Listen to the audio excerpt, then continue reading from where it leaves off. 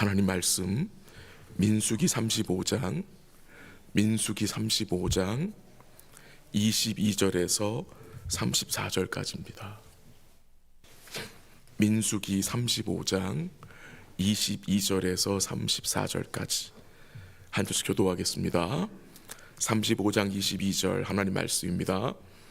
악의가 없이 우연히 사람을 밀치거나 기회를 엿봄이 없이 무엇을 던지거나 보지 못하고 사람을 죽일 만한 돌을 던져서 죽였을 때에 이는 악의도 없고 헤아려 한 것도 아닌즉 회중이 친자와 피를 보복하는 자 간에 이 규례대로 판결하여 피를 보복하는 손에서 살인자를 건져내어 그가 피하였던 도피성으로 돌려보낼 것이요 그는 거룩한 기름 부음을 받은 대제사장이 죽기까지 거기 거주할 것이니라. 그러나 살인자가 어느 때든지 그 피하였던 도피성 지경 밖에 나가면 피를 보복하는 자가 도피성 지경 밖에서 그 살인자를 만나 죽일지라도 피 흘린 죄가 없나니 이는 살인자가 대제사장이 죽기까지 그 도피성에 머물러야 할 것임이라. 대제사장이 죽은 후에는 그 살인자가 자기 소유의 땅으로 돌아갈 수 있느니라. 이는 너희의 대대로 거주하는 곳에서 판결하는 규례라. 사람을 죽인 모든 자 곧 살인한 자는 증언들의 말을 따라서 죽일 것이나 한 증인의 증거만 따라서 죽이지 말 것이요 고의로 살인죄를 범한 살인자는 생명의 속전을 받지 말고 반드시 죽일 것이며 또 도피성에 피한 자는 대제사장이 죽기 전에는 속전을 받고 그의 땅으로 돌아가 거주하게 하지 말 것이니라. 너희는 너희가 거주하는 땅을 더럽히지 말라.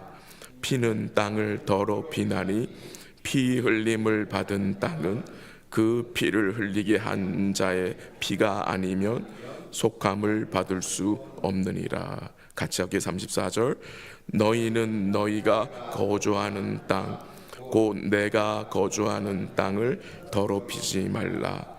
나 여호와는 이스라엘 자손 중에 있음이니라. 아멘. 민수기 35장 앞부분에는 그 레위인들에게 줄 성급에 대하여 언급하고 있습니다. 이 레위인들에게는 모두 48개의 성읍을 주었는데 그 중에 6개가 도피성입니다. 세 개는 요단 동편에 있고요. 3개는 요단 서편 곧 가나안 땅에 두라고 말씀하셨습니다. 이 도피성은 부지 중에 곧 실수로 사람을 죽이게 된 사람의 생명을 보호해주는 은혜의 장치입니다. 도피성에 대한 말씀은 하나님의 백성들이 이제 기업으로 받을 그 땅에서 어떻게 하나님의 사랑과 공의를 베풀며 살아갈지를 알려주신 것입니다. 그리고 또한 이 도피성을 통해서 하나님의 기업을 더럽히지 말고 이 기업을 어떻게 거룩하게 지켜나가야 하는지를 또한 깨닫게 하는 말씀입니다. 부지 중에 혹은 실수로 사람을 죽일 수가 있습니다. 그 살인한 자를 보복자의 보복으로부터 지키기 위해서 그 살인한 자는 어떻게 합니까? 도피성으로 들어와야 합니다. 그리고 대제사장과 함께 합법적인 재판을 받게 되고 그 도피성에서 보호를 받게 하시는 것입니다. 이 도피성이 왜 필요한지를 오늘 본문 22절 23절 증거하고 있는데요. 악의가 없이 곧 부지 중에 고의성이 없이 곧 마음의 계획함이 없이 사고로 사람을 죽인 자가 사고로 죽임을 당한 자의 가족들로부터 보복을 피하게 하여 합법적인 재판을 받게 하는 것입니다. 하나님께서는 이 도피성을 제정하게 하심으로 부지 중에 범죄한 자에게 용서함과 새로운 삶을 살게 하시는 이 은혜와 긍휼을 베풀어 주시는 분입니다. 부지 중에 사람을 죽여도, 부지 중에 실수하고 범죄해도 그 마음이 얼마나 괴롭고 힘듭니까? 너무나 힘든 거죠. 그리고 누구나 부지 중에 범죄할 수 있습니다. 또한 동시에 부지 중에 사고로 가족을 잃은 자들은 얼마나 마음이 힘들겠습니까? 아무리 고의성이 없이 실수로 혹은 사고로 사람을 죽였다 할지라도 그 희생자들의 가족들은 마음이 아픈 거예요. 그 실수로 인해서 그 죽인 자를 얼마 기간 동안은 굉장히 미워할 수 있어요. 원수같이 여길 수 있는 거예요. 또한 극한 감정에 휩싸여서 그 사람을 죽이고 싶은 마음도 들 수 있어요. 이런 일로 인해서 사람들이 무분별하게, 무차별하게 서로를 죽이는 일을 막는 것이 바로 이 도피성 제도입니다. 여기서 우리가 몇 가지 중요한 원리를 배우게 되는데요. 첫 번째는 부지 중에 살인한 자는 아무 데나 가서 숨게 되면 보호받지 못합니다. 죽임을 당합니다. 반드시 어디에 가야 합니까? 하나님이 정하여 세우신 도피성으로 가야 합니다. 거기에서만 참된 용서와 안식과 평안이 있는 것입니다. 하나님이 세우신 대제사장이 있는 그 도피성으로 가야 하는 것입니다.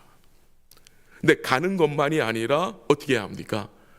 그 도피성에 가서 뭐 해야 돼요? 스테이 해야 되는 거예요.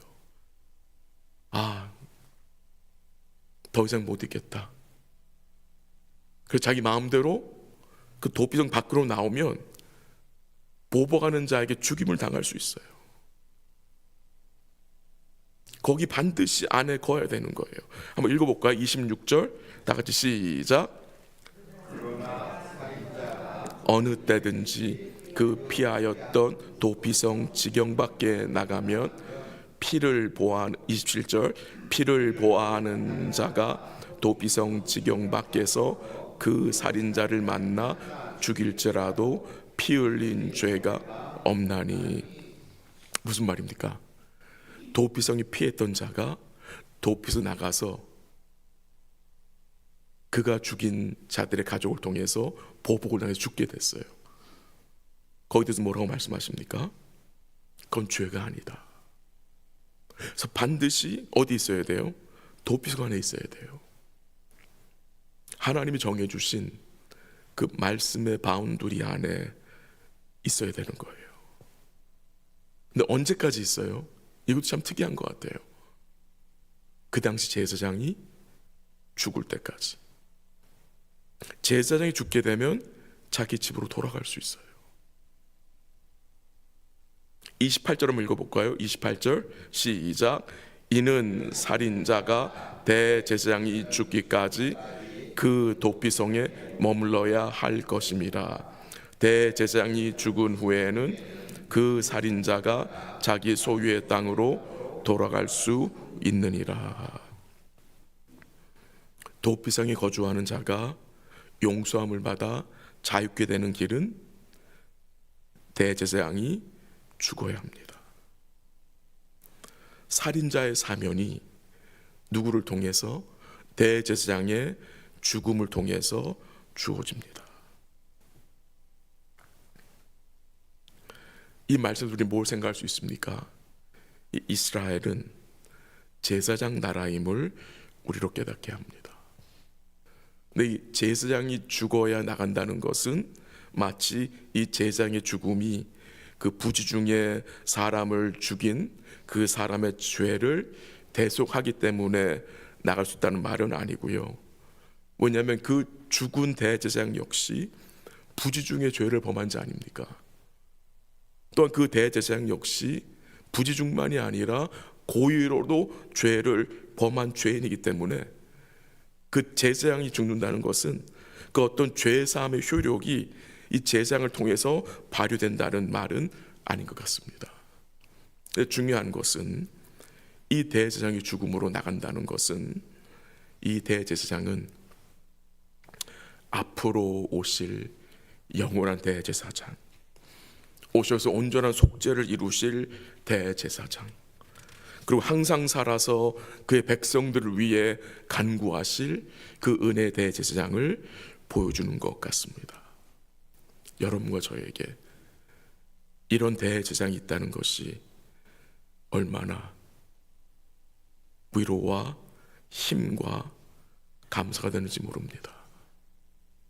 여러분과 저에게 우리를 위해서 항상 간구하시는 대제사장이 계세요. 우리는 죄에 대하여서 아무런 조치를 취할 수 없는 자들이었어요. 아무런 조치를. 근데 우리 주님이 그의 온전한 대속을 통해서 범죄한 우리들이 죄사함 받게 하셨고요, 하나님께 받은 그 영원한 죄사함은 이미 말씀드린 대로 오직 하나님의 은혜가 예수님의 이 피공로를 통해서, 대속의 죽음을 통해서 우리가 누리게 되는 축복인 것입니다. 마지막으로 하나님께서 그의 백성들에게 도피성을 허락하신 이유는 무엇입니까? 33절 한번 같이 읽어볼까요? 시작. 더럽히지 말라. 피는 땅을 더럽히나니 피 흘림을 받은 땅은 그 피를 흘리게 한 자의 피가 아니면 속함을 받을 수 없느니라. 34절 제가 읽어드릴게요. 너희는 너희가 거주하는 땅, 곧 내가 거주하는 땅을 더럽히지 말라. 나 여호와는 이스라엘 자손 중에 있음이니라. 뭐가 증거됩니까? 이 도피성을 허락하신 이유는 그 약속의 땅이, 이제 백성 들어갈 그 약속의 땅이 피로 인하여 못되지 않게 하기 위해서요, 더럽혀지지 않게 하기 위한 거예요. 서로 죽이고 서로 보복하는 과정에서 그 땅이 더럽혀지는 것을 막기 위해서 허락하신 거예요. 우리는 뭘 깨닫게 합니까?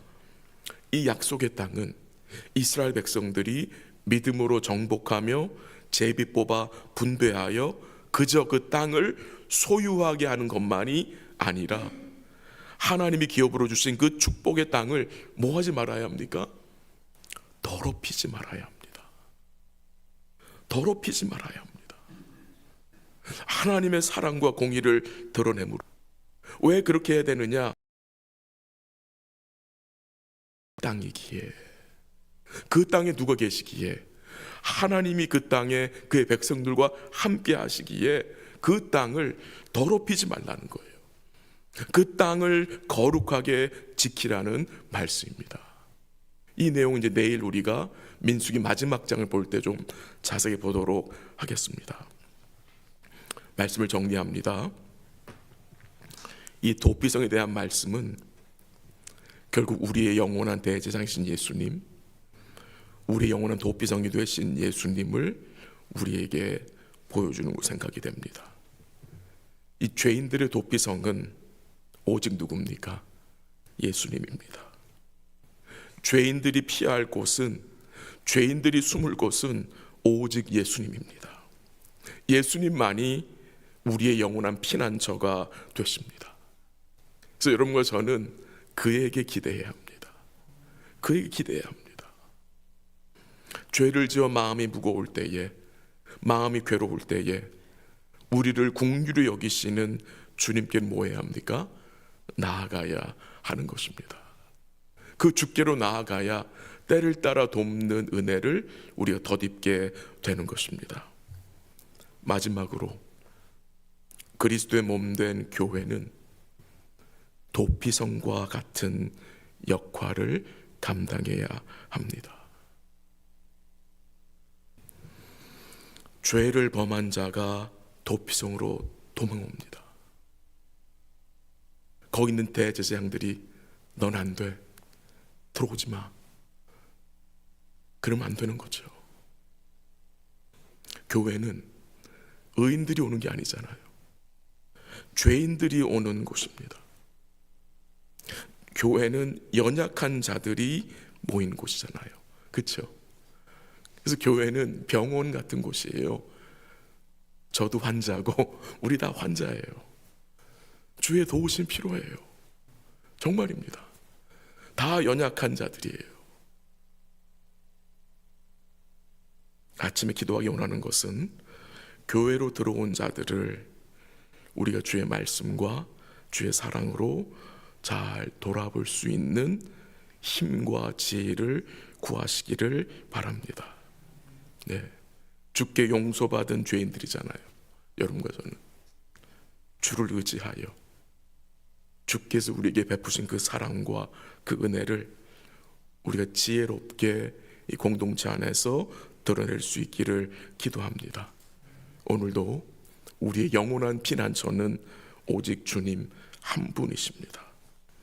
오늘도 그의 사랑과 그의 은혜를 기억하고 지혜롭게 우리 주님을 드러내며 살아가는 복된 삶 되시기를 주의 이름으로 간절히 기도합니다. 기도하겠습니다. 하나님 아버지, 감사합니다. 또 이 도피성에 대한 말씀을 잠시 읽고 생각해 보았습니다.